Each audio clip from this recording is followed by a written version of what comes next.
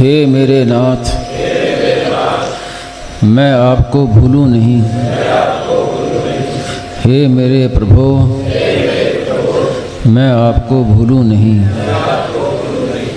हे मेरे स्वामिन, मैं आपको भूलूं नहीं।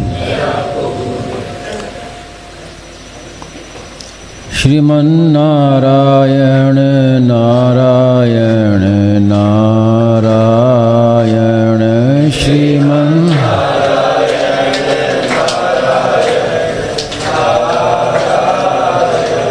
श्रीमन्नारायण नारायण नारायण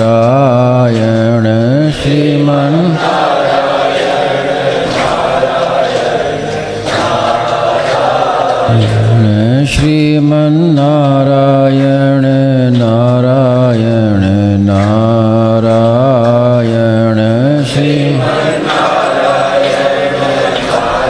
श्रीमन्नारायण नारायण नारायण श्रीमन्नारायण नारायण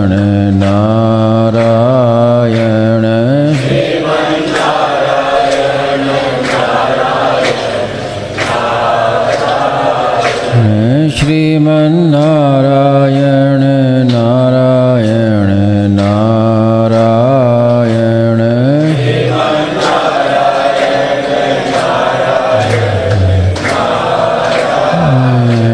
श्रीमन्नारायण नारायण नारायण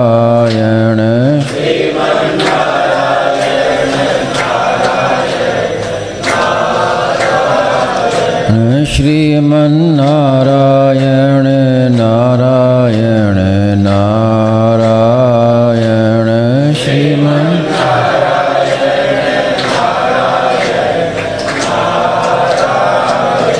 सियावर रामचंद्र की जय, मोर मुकुट बंसी वाले की जय।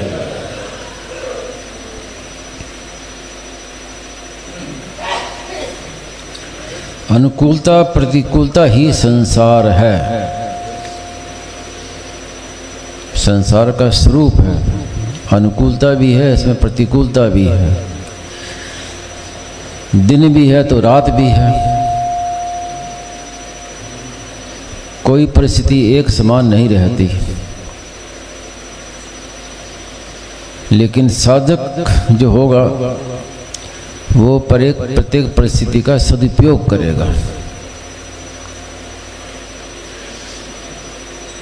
अनुकूलता में सुखी होना और प्रतिकूलता में दुखी होना, ये परिस्थिति का दुरुपयोग है।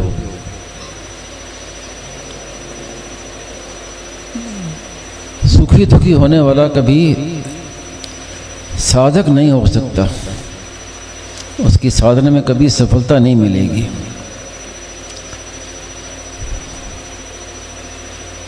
जो परिस्थिति आए उसका सदुपयोग, इस प्रतिकूल परिस्थिति आए तो उसका सदुपयोग है सुख की इच्छा का त्याग। सुख की इच्छा न करे तो प्रतिकूलता बाधक नहीं होगी, दुख नहीं देगी। और अनुकूल परिस्थिति आए तो उसमें सेवा करे, दूसरे को सुख पहुंचाए।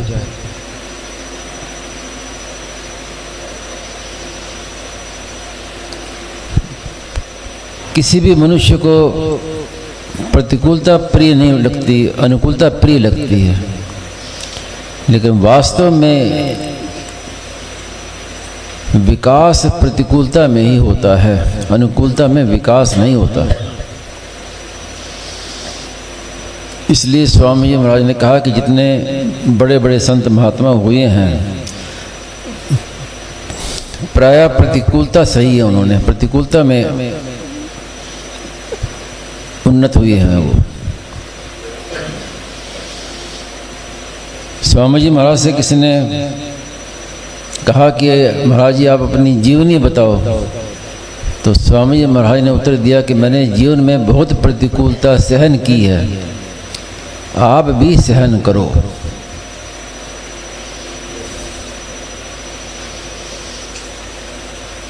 सहन कैसे करें, उसकी सबसे बढ़िया जो युक्ति है वो ये है कि आगमा पाइनो नित्या तान तितिक्षस्व भारत, कि ये रहने वाली नहीं है। अनुकूलता में राजी नहीं होना, क्योंकि अनुकूलता भी सदा नहीं रहेगी, और प्रतिकूलता में नाराज नहीं होना, क्योंकि प्रतिकूलता भी नहीं रहेगी। ये तो आगमा पाइनो निरंतर परिवर्तनशील है।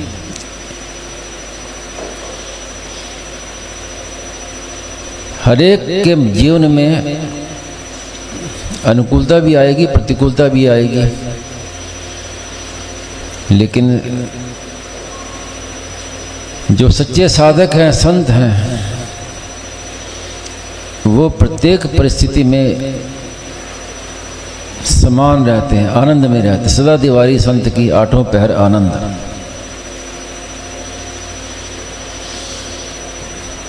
कोई प्रतिकूलता को मिटाना चाहे कि प्रतिकूलता आए ही नहीं, तो ये असंभव बात है। फर्क इतना पड़ेगा कि देह धरे का दंड है, सब काहू को होए, ज्ञानी भुगते ज्ञान से, मूर्ख भुगते रोए। परिस्थिति तो आएगी, चाहे हंस के भोगो, चाहे रो के भोगो। भगवान के जो अवतार हुए हैं, रामावतार, कृष्णावतार, उसमें हमें क्या शिक्षा मिलती है? भगवान राम की जीवनी देखें, भगवान श्री कृष्ण की जीवनी देखें, तो जीवन भर प्रतिकूलता ही प्रतिकूलता सहन की उन्होंने।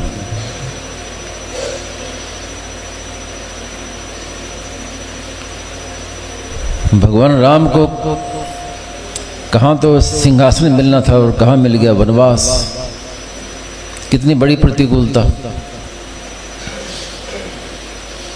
और फिर वनवास में कितने राक्षसों को पाला पड़ा, उसको मारना, कभी रक्षा करना, फिर सीता हरण हो गया,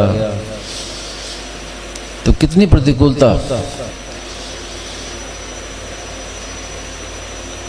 तो प्रतिकूलता भगवान ने ये दिखाया कि प्रतिकूलता से तो मैं भी नहीं बचा, तो आएगी ही, लेकिन फर्क क्या है कि प्रत्येक प्रतिकूलता में समान रूप से प्रसन्न, उन पर कोई असर नहीं। भगवान श्री कृष्ण जन्म लेते ही माता से बिछुड़ गए, माँ बाप से बिछुड़ गए, जन्म लेती प्रतिकूलता शुरू हो गई। उसके बाद कभी कोई असुर मारने आ रहा है, कभी कोई मारने आ रहा है, और फिर आगे की लीलाएं देखें तो आप संघर्ष ही संघर्ष जीवन भर।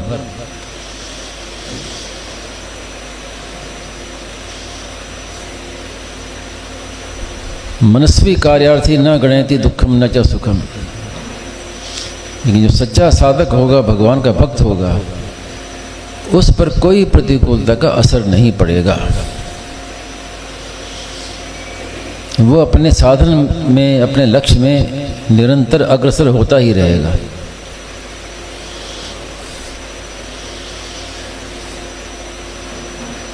चाहे सुख आए चाहे दुख, सर्दी आए चाहे गर्मी, कैसी प्रतिकूल परिस्थिति आए, कैसी अनुकूल परिस्थिति आए, वो अपने लक्ष्य की ओर बढ़ता ही रहेगा।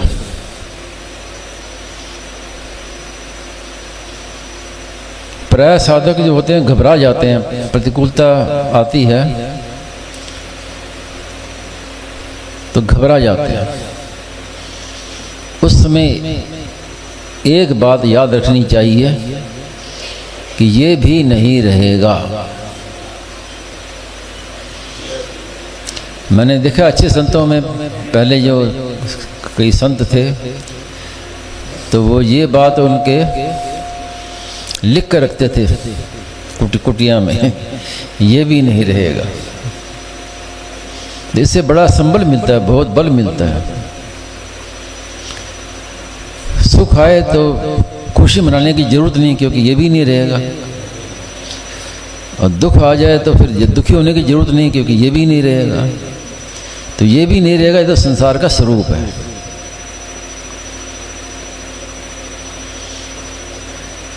अपने तो साधन में ध्यान देना है, साधन में लगना है। मैं भगवान का हूँ, भगवान मेरे हैं, ये भाव रहेगा तो हर समय प्रसन्नता रहेगी। सुख आए चाहे दुख आए, वो समझेगा कि भगवान का दिया हुआ प्रसाद है।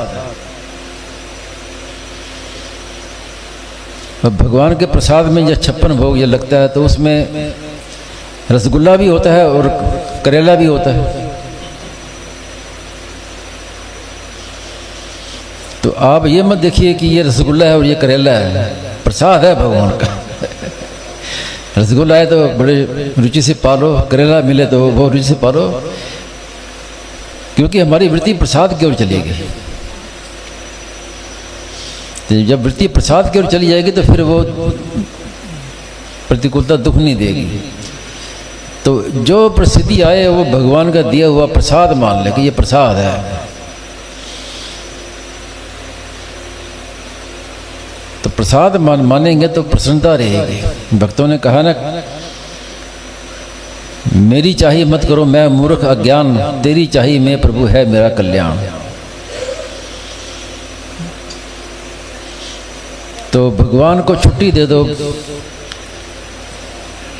जैसी परिस्थिति भेजें हमें तो वही स्वीकार है। इसमें दो प्रकार के साधक हैं। एक तो मानता है कि ये परिस्थिति आई है, ये हमारे प्रारब्ध का फल है, लेकिन जिन्होंने भगवान के साथ संबंध जोड़ लिया वो प्रारब्ध को नहीं मानते, वो कृपा को मानते हैं। जो परिस्थिति आई ये प्रारब्ध का फल नहीं है, ये भगवत कृपा की फल है। तत्तेनुकंपाम सुसमीक्षमाणः, उनकी दृष्टि हर समय कृपा की तरफ रहती है।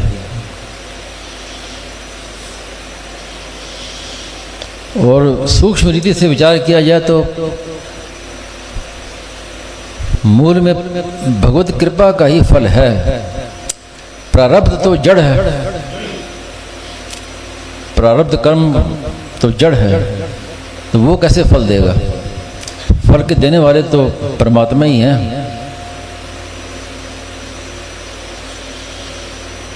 प्रारब्ध का फल भी भुगताते हैं तो भगवान ही भुगताते हैं, भुगताने वाले भगवान हैं। और जो भगवान के हाथ में है उसमें तो फिर हित ही हित भरा हुआ है, भले ही हम समझे या ना समझे। कोई व्यक्ति वैद्य के पास जाए तो वैद्य को वो ये नहीं कहेगा कि भाई मुझे मीठी दवाई देना, बस कड़वी मत देना। तो वैद्य उसको भगा देगा कि आए क्यों? अगर रोग ठीक करना है तो जो मैं दूं वो लो, बस जो मैं, चाहे कड़वी हो चाहे मीठी हो चाहे कैसी हो, जो मैं दूं वो लेनी पड़ेगी अगर स्वस्थ होना है तो, नहीं तो भागो यहाँ से।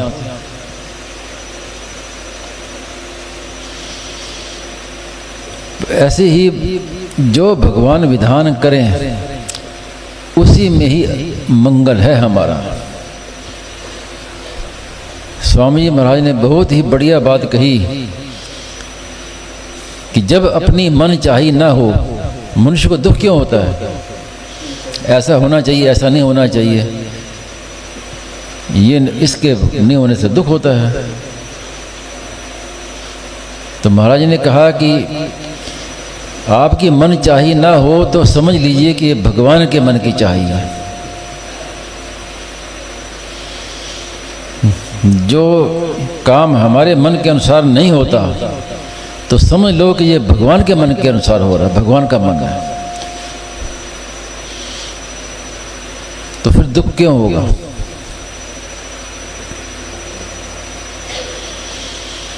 और जब हम ये मान लेंगे कि वासुदेव सर्वम, तो ये मान लेंगे तो फिर चाहे सुख आए तो वो भी वासुदेव, दुख आए तो वो भी वासुदेव। जैसे आरंभ में महाराज ने कहा ना कि रोग आया है तो भगवान रोग रूप से आए हैं। तो जिस रूप से भगवान आए उसी रूप से उनकी सेवा करनी है। तो रोग रूप से भगवान आए हैं तो उनको पथ्य देना, दवा देना, ये उनकी सेवा है, भोग लगाना। तो सेवा कर दे, लेकिन फिर भी मन में ये ना रखे कि चले जाएं। जैसे साधु को भिक्षा देते हैं तो मन में ये नहीं कि चाहे बैठ जाओ, पाओ, जाना तो ले जाओ। तो भगवान रोग रूप से आए हैं तो उनको दवा दे दी। अब आपकी मर्जी है, आपको रहना तो और रही है, जाना तो जाओ। उनको भगाने के लिए दवा नहीं देनी है कि दवा दो तो भाग जाए। हमने तो उनकी सेवा करनी है, जिस रूप से आए उस रूप से सेवा करनी है।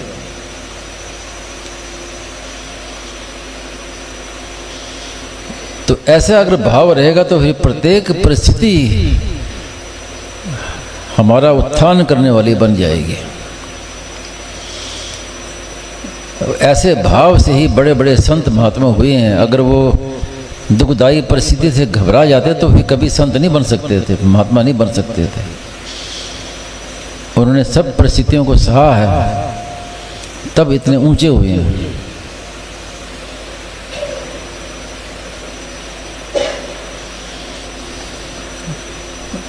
और इस विषय में क्या कहें, सबसे बढ़िया बात जो मूल बात पकड़ लो कि वासुदेवा सर्वम, सब रूपों में भगवान ही आए हैं, तो फिर आनंद ही आनंद है।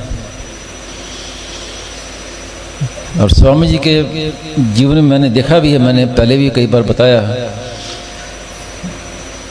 कि एक दिन मैं सुबह 3 बजे जब गया स्वामी जी महाराज के कमरे में, तो स्वामी जी बैठे हुए थे तो आंखें बंद करके हंस रहे थे जोर जोर से। मैं खड़ा हो गया, देखता रहा 5-10 मिनट, स्वामी जी हंसते रहे। तो मैंने पूछा स्वामी महाराज से कि आप बताइए कि आप हंस क्यों रहे थे? तो स्वामी जी ने क्या उत्तर दिया कि मेरे पेट में पीड़ा हो रही थी, पीड़ा। तो जो पीड़ा उठती थी त्यों हंसी आती। अब बोली ये संतों का देखो, जहाँ पीड़ा आती है तो लोग रोते हैं, और स्वामी जी को हंसी आ रही थी। तो कैसे हंसी आ रही थी कि पीड़ा रूप से भगवान है। तो फिर पूछा मैंने, तो फिर कहा कि पीड़ा ठीक हो गई, बाद में पीड़ा ठीक हो गई।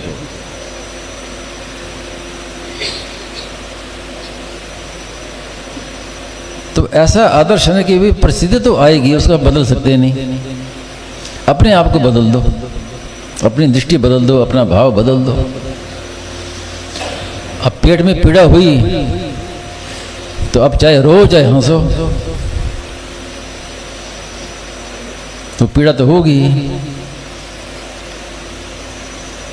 तो इसलिए सदुपयोग क्या कि जिस रूप से भगवान आए हैं, रोग आया है, पीड़ा आई है, तो पीड़ा रूप से भी भगवान ही आए हैं। तो फिर वो पीड़ा दुखदाई कैसे होगी? इसीलिए तो कहा है कि सदा दिवाली संत की 8 पहर आनंद। इसका अर्थ ये थोड़ी कि वो हर समय उनके अनुकूलता रहती है इसलिए वो प्रसन्न रहते हैं। अनुकूलता आए चाहे प्रतिकूल से प्रतिकूल परिस्थिति आए, उनको तो आनंद में ही आनंद है।